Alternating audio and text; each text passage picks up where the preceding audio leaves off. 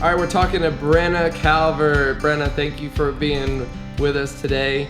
Brenna was the recent winner at Terrain Race Dallas, and I caught up with her there, and she had an amazing race. So I wanted to connect with Brenna, talk a little bit about her training, her sponsors, and what she's got coming up for 2019. So Brenna, thanks for joining me. I really appreciate your time. Yeah, no, I'm excited. It was awesome to meet you in person, and I'm glad we can do this and get caught up a little bit since we missed out on race day. Awesome. So now I understand you live in Tulsa and you are officially a full-time employee with Conquer the Gauntlet and maybe specifically Conquer Youth. Yeah, so to clarify real quickly, I used to be on build crew for Conquer the Gauntlet. No longer employee with Conquer the Gauntlet, but I still am on the CTG Pro team as an athlete. But Conquer Youth is the new obstacle course ninja course for kids specifically, run and owned by Dave Mainprize and his wife Lori Mainprize. So they split. He's no longer with his brother doing Conquer the Gauntlet. He split and is doing Conquer Youth.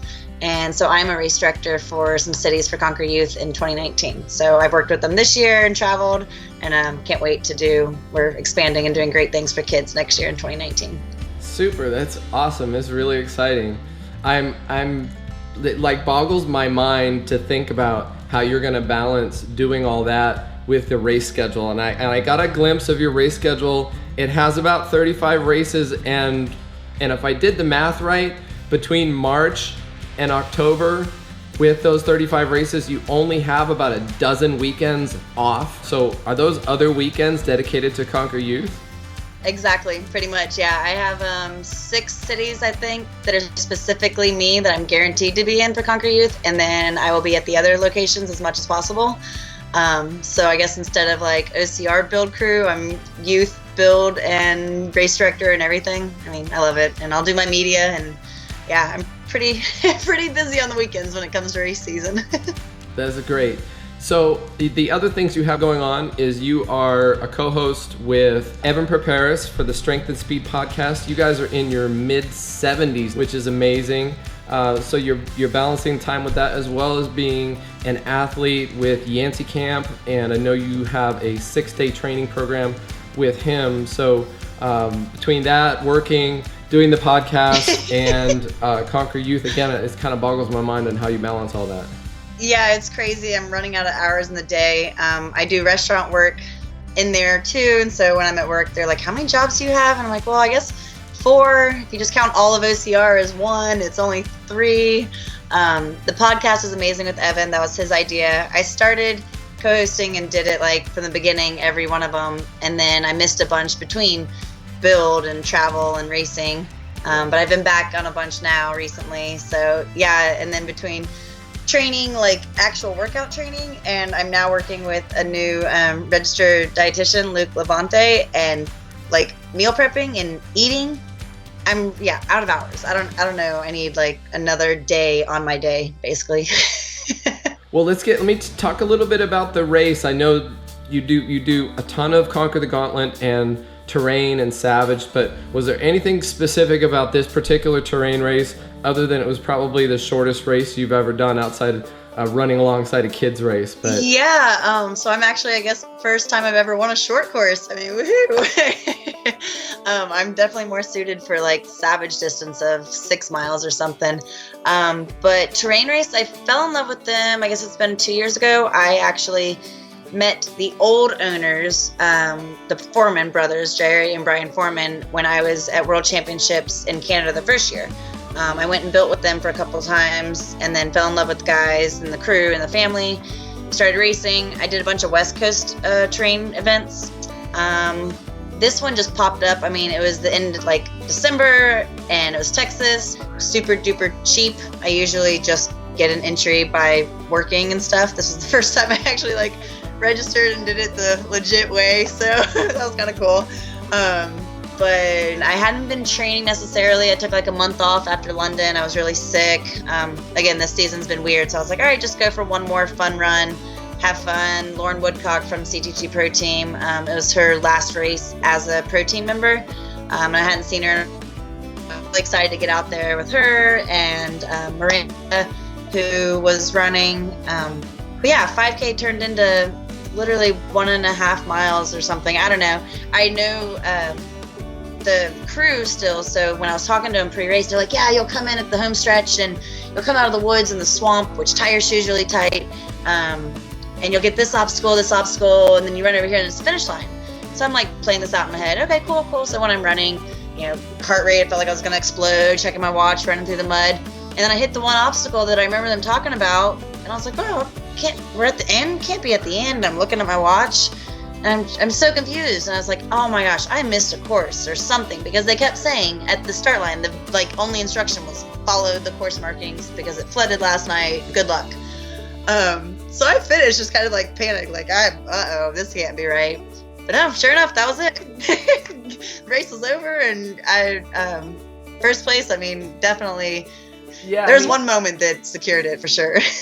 I'm guessing it was the tire flip. Yeah. The name of your podcast, Strength and Speed, was like perfect for this race because you guys are doing the same obstacles the men are doing. You're doing the same weight, and the tire flip and the tire drag in this race were really actually stopping some of the guys. I saw a lot of the guys couldn't even get through the tire drag, or they had to try 3 or 4 tires, and you went right up and did it first try. Well, that's what's awesome is everybody knows I'm a strong advocate and passionate about mandatory obstacle completion, but I also will voice my opinions loudly and proudly about strength obstacles being heavy for the women or being the same for men, like men and women, or I just don't think you should be able to fly through a course. And little people are like, oh, it's so heavy, it's not fair, it's half my size. I'm like, well, I mean, you're half my weight and you can fly through the obstacles faster. So, it levels the playing field. So when it comes to team competitions, I'm always the strength leg, and, I'll take a rec bag up the hill in the mountain and love it. So when we started racing, it was like Lauren Woodcock and I are talking at the front because this younger girl takes off and she's just like sprints from the start line. And I look at Lauren and I was like, oh man, she's got a jersey on. She means business. Like, I'm going to get my butt kicked by who knows how old she was. She looked 14. I don't know. So she takes off and I look at Lauren and I'm like, all right, well, time to start running. And we get to the very first wall. It's like a 4-foot wall. And immediately I'm really excel. I am fast over obstacles. So I jumped over it and just kind of took the lead right there, but we were still in a pack. There was another couple walls that I stayed in the lead, and then we got to the tire. And I run up to it and they are just stuck in the mud, and I kind of got excited and I looked and there's water in all of them. So I looked at one, it had a lot of water. I said, never mind, moved to the other one. They're all the same size and they're like the big old fat tractor tires. And I got it and flipped it. They tell you 2 times down, 2 times back. And as I was finishing flipping the tire, I mean, I love my competition. I'm always cheering on the girls as I pass them or as they pass me or whatever. I flipped the tire and took off running, and I was like, oh man, yes, they're all struggling. They're going to get stuck. This is awesome. And then I was like, oh, bad karma. No, come on, girls. You got this. And I'm yelling behind me come on, girls, you got this. And took off. And that was the tire flip. And I got a good gap there. And then the tire drag. I dragged the tire and I was just like, oh my gosh, this is bad. And then you were right there. I saw the camera and I was like, oh, do it good for the camera, Brenna. Come on. That's awesome. That's so cool.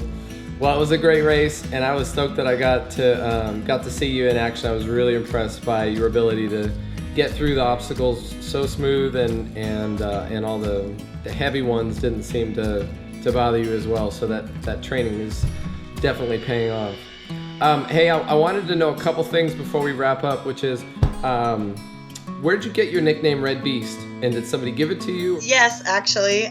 So it's been I guess competitive racing 4 years now, so it's the start of my 2nd year.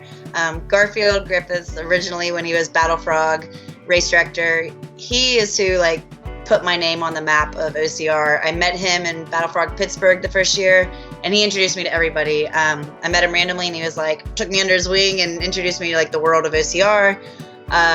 And then when he worked for Savage Race, I ran, where was it? I have a check. I don't know. Oh, Savage, Georgia. I get up on the podium and I look at the big check, and he had written Brenna Red Beast Calvert on the check. Nice. Out of randomly, and it stuck. So yeah, it was all Garfield. That's awesome. And then of course everybody's like, oh, it's perfect. I mean, I'm not angry or a beast or anything. It's just I'm red and bigger than everybody. I noticed you're really active with Facebook stories, and you mentioned once before you really like Snapchat, but are you still into Snapchat as much as you used to be? I haven't done it as much. I've kind of fallen in love with the stories, like Instagram stories, I guess. I can put my Instagram stories on Facebook at the same time, so it helps. And I've got more friends there. I know sometimes it's annoying, but to me it's like a day in the life of Brenna. All my friends are across the country. A lot enjoy it. And then for like my workouts, it's kind of accountability for myself, but it also motivates a few. So hopefully, along the lines, people are enjoying it, having fun, laughing, or being motivated and, getting out and going to do something. So whatever works. That's awesome. Yeah. But like you said, I'm on Instagram. It's at Brenna_RedBeast_Calvert. Facebook, I have a personal page and an athlete page. I use the athlete page just for a lot of sponsors and stuff. And Twitter, Snapchat, I'm all over, so y'all can find me. And then at the races next year, in a snapshot, you said pretty much any Savage race and Conquer the Gauntlet race. And then you'll be at the World Championships, the OCRWC, and NORAM and things like that. Yeah. So Savage race is definitely by far a favorite, tied with CTG. I'm missing one CTG to go to a Savage race, actually. And then I work for and still work with Adventury LLC that does NORAM and OCRWC. So I plan to be at all those, do media coverage, race. And then I've got something exciting, hopefully coming up my February first race of the season. It will be a big announcement soon. And I have a new sponsorship announcement coming out hopefully this week. So exciting stuff. Yeah, Cool. 2019 is gonna be my year. In 10 seconds, can you name all the rest of your sponsors for everybody? Yeah, so CTG Pro Team, I have Mud Gear, Atomic Climbing Holds, Morena Sport, Compression, Compex, Muscle Stimulator, Juice Performer, UFOS, Recovery Sandals, Harbinger Fitness, Rock Tape. I think that's it. Oh, and OMPU, leggings. Oh, did I forget? I think that's it. I'm gonna have to look. Y'all, that's how you get it done. Good job, Brenna. Thank you. It's been awesome. Awesome. Thanks for chatting. Have a good day. You too.